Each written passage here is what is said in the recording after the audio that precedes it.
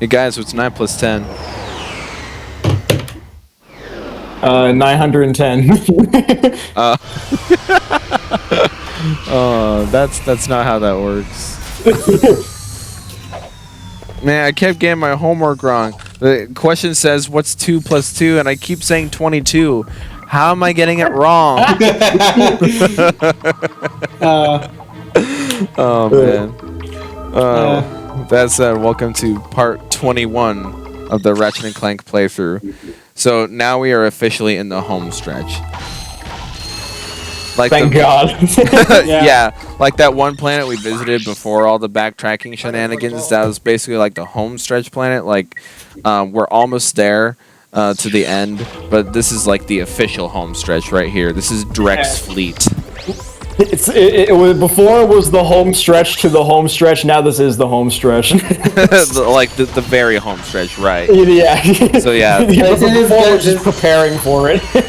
So yeah, so basically Drek's feet is a linear level consistent of basically a lot of gauntlets. It's quite amazing. Like, you start off with this one robot right here. That's fine. That's easy enough. And then then the final boss shows no first yeah, you have to do like those are security checkpoints. If you're not disguised like this, it'll sound the alarm, which isn't a good thing.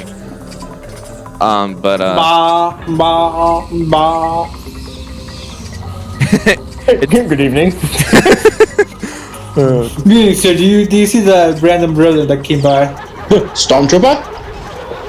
Stormtrooper. And here's the rest of it. These dogs are annoying. May I ask why? Because you just... Oh, that's just a lot of them. And the melee... Like, the melee is probably the best thing to attack the smaller enemies just generally in this game. I wouldn't normally go out of my way to use weapons against the small enemies. The suck cannon maybe, because that's what it's especially designed for. But it can only hold up to 5 enemies inside of it before you have to launch them again. Yeah, so suck cannon's not the greatest. Melee weapon is probably the best one. But for the rest of the series, I wouldn't necessarily rely on it too much. It's because the later games have a leveling up system with the weapons. So if you're just using your melee attack, you're wasting opportunities to gain experience for your weapons. Yeah. Uh-oh. Stealth section. The stealth section of the game. This game became a Metal Gear game. Right at the tail end of it. And you can't jump in this form either, so you have to like Figure, yeah. yeah. You really have to like be out here like, oh hi. Yeah. Hey gang. Hi, how are you? You can make it to the second part and book it. I probably could have, but Yeah, you probably could have. Probably could have, but I was worried about like that robot looking like north of where I want to go. Oh, I did it too late. Uh-oh. Nope. Get out of there. Get. Go, go, go! Yeah. No, yeah. Your health is getting destroyed.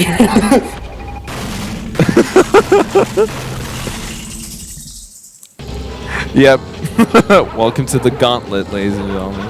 Because it's a stealth section, and it's also like they throw the entire kitchen sink at you if you get caught. Where the heck are you gonna put this thing? Dogs will still attack you in robot form, so yeah, there's that. But your best bet is just to run. Just to run, but also make sure you're in disguise once you reach the door because of this guy. Yeah. Current objective, survive. Basically. I mean, that's essentially how like all stealth games go, right? Because like you're encouraged to do like encounter like my words, fuck. Your encounter to not be detected. Right, you're encouraged to engage in combat as little as possible. That's what I've been trying to say. And so if you do happen to like engage into combat, the enemies are just relentless at you. Yeah. That's pretty much how the philosophy of that goes, and for this section as well. Great. Even though you guys know the meme, like me at the beginning of stealth games, you like tiptoe. The end of stealth games, you're like running away from everything. Dude, no, and like in Assassin's Creed Brotherhood, when I completed that game, there's like times where I legitimately just like went out to random streets trying to find the guards and slaughtered them all in broad daylight, and I just started a fucking world war just because Oh I my thought God. it was funny. No, that's funny. Oh my God. Yeah, your health just gets drained. Yep, don't get caught. But if you manage to like take out the robots before the robots hit that alarm button right there, it'll be much better. That's why I'm like redditing my rocket launcher right now. Okay, you're gonna try to take out that one first. Yeah. Oh, damn it! No.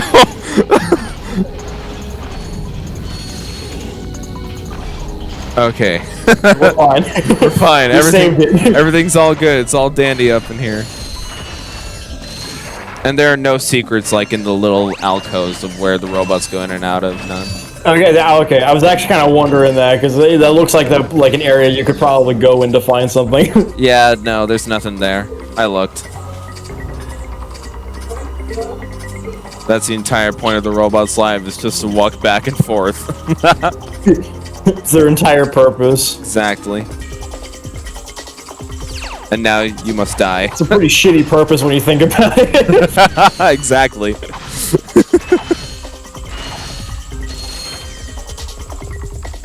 But I like how the universe of this game is just like, it basically treats all of its robots as you know, actual people.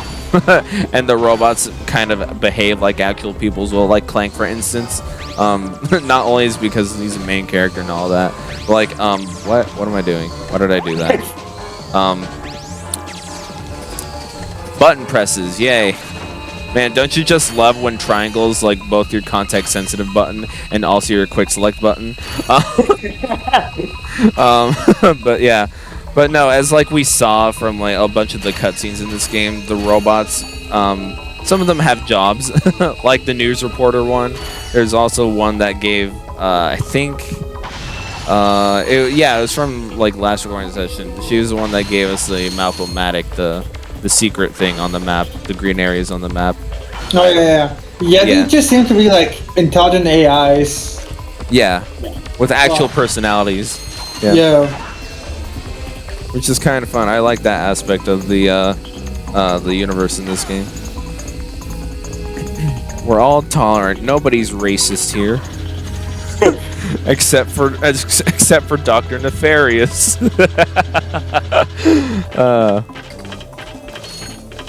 The plot of the third game, so like basically how I've been saying, like the plots of the first and second game is basically just like capitalism is bad because the big baddies are like exploiting people for money and stuff like that. The third game kind of drops that because money. Yeah, the third game drops. No, I like money. The third game drops that in favor of racism. Where's my money? So I'm not joking. So the main villain of the entire series, which not introduced in this game, but introduced in the third game, Dr. Nefarious. He's basically in the plot of that game is like he wants to eliminate all organic life and just be like a robot supremacist. And so you shouldn't do that. You should stop him before, because robots and organics are one and the same. We don't like supremacy here. Nefarious is a really good character, though. He is so much better than Drek. Like, Drek is fun. He has the, like, dark, menacing voice and all that. That's really because of the voice actor. He's, like, a famous voice actor. I just So don't know you mean his the name. voice actor carried? The voice actor carried Drek, yeah, for sure. I think it's the same voice actor of Shredder from the Nickelodeon TMNT. I think. Oh, okay. Really? Yeah. Huh. I'd have to look it up, but Yeah, I might have to check that. Yeah, it's pretty much the same voice, and I know the guy does a lot of video game stuff as well. So yeah, is that. And Ratchet and Clank 2 doesn't really have a villain, question mark. Like, the big villain is supposed to be like... The villain is capitalism. The villain is evil corporations and stuff. Like, Quark is in it again. Spoiler alert, he didn't die. Obviously. Like, he's supposed to be like the poster villain for it, but not really. Okay. Yeah. I couldn't tell you shit about the PS3 games. It's been so long since I played the the first PS3 game. I don't remember anything about it. It's like something about like Ratchet. His race is a Lombax, and he's that game introduced like he's the last Lombax in existence, and you have to figure out that's not true because the second game had a female Lombax in it. Don't acknowledge the second game. We don't talk about that one. Yeah. Yeah, because the PS3 games are technically canon. Like, all of them are technically canon, actually. So, just don't acknowledge that Ratchet and Clank 2 was a thing. Despite being Ratchet and Clank 2. Ratchet and Clank 6 be like... God, Ratchet and Clank 1.5. 1.5. What are they on? Oh my god, Kingdom Heart. What are they on now? Go on, I'll be right 3. back. Okay. They're on 3, but they have like 10 fucking games. Not Kingdom Hearts. I know Kingdom Hearts has like 7 games that are all canon. Yeah.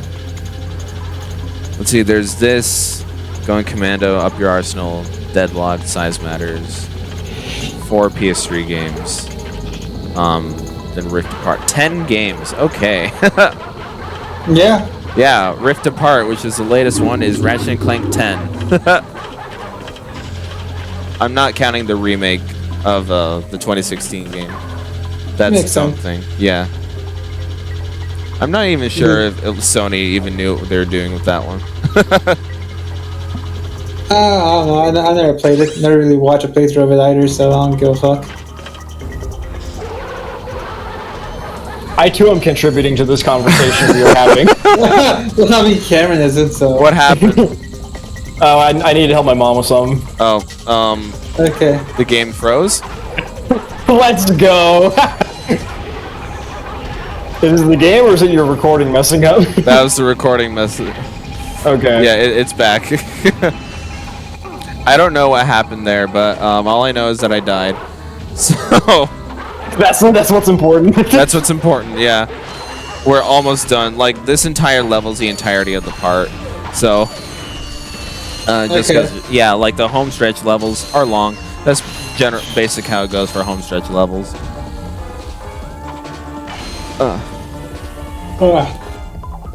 Yeah, me too.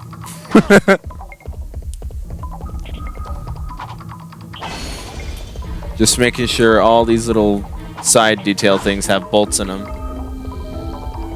Because I need all the bolts. Especially... Don't seem to be using it a lot, though. Or you gotta get like a super weapon by the end of this? No. There is a super weapon in this game that you can get.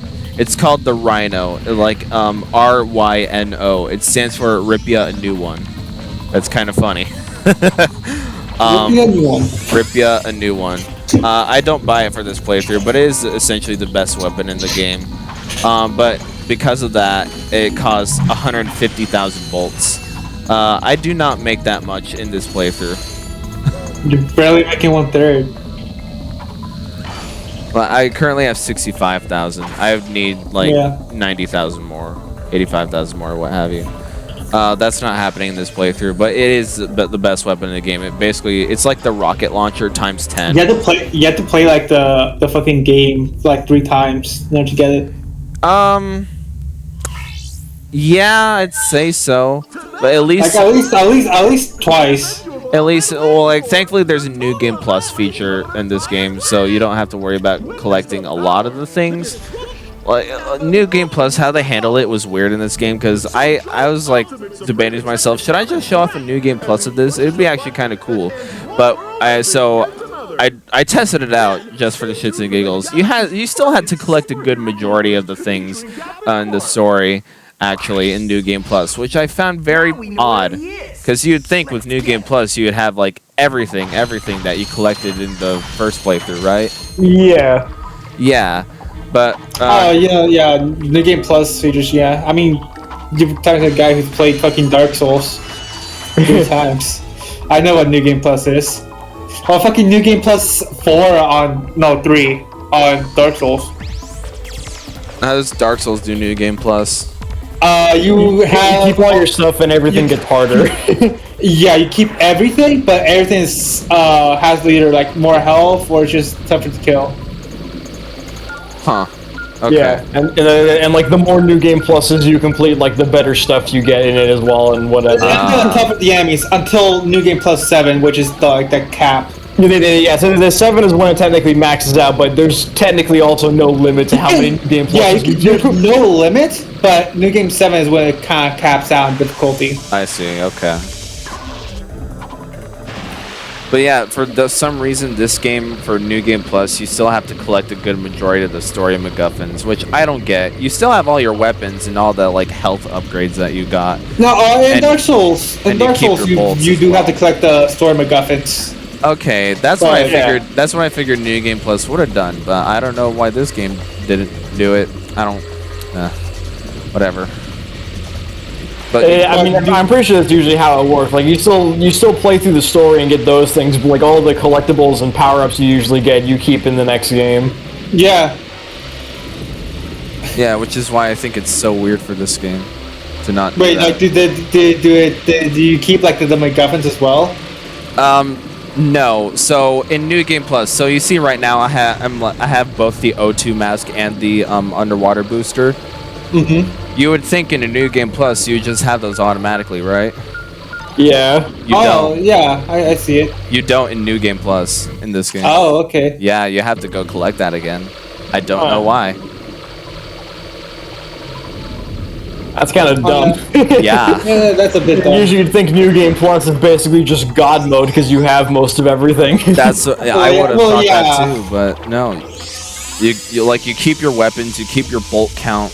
That makes sense, but the plot important upgrades, they don't keep that. I don't understand that. That's why I thought to myself, okay, it's not actually worth doing a New Game Plus, like showing off New Game Plus if I'm just gonna have to play through the game normally like this again. Yeah.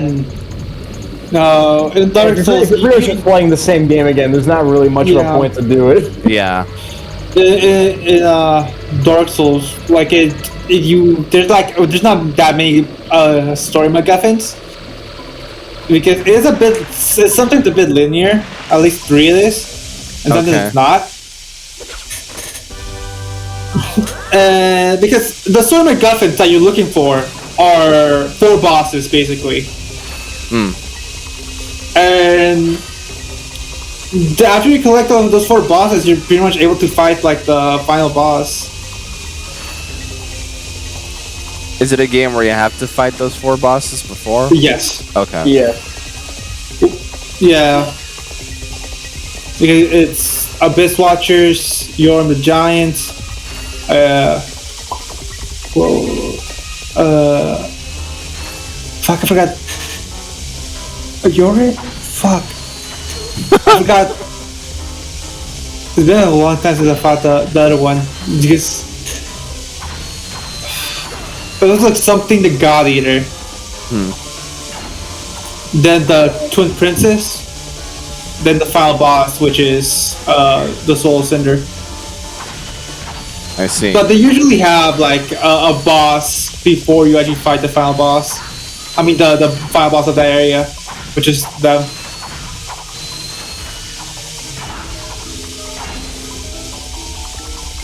Okay. Yeah.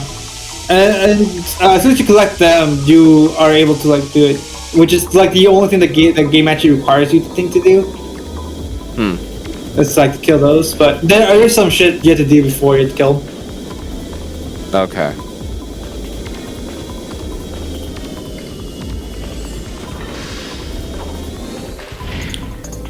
But yeah, that's how New Game Plus should have been like in this game. But nope. Nope, not at all. Don't understand it at all.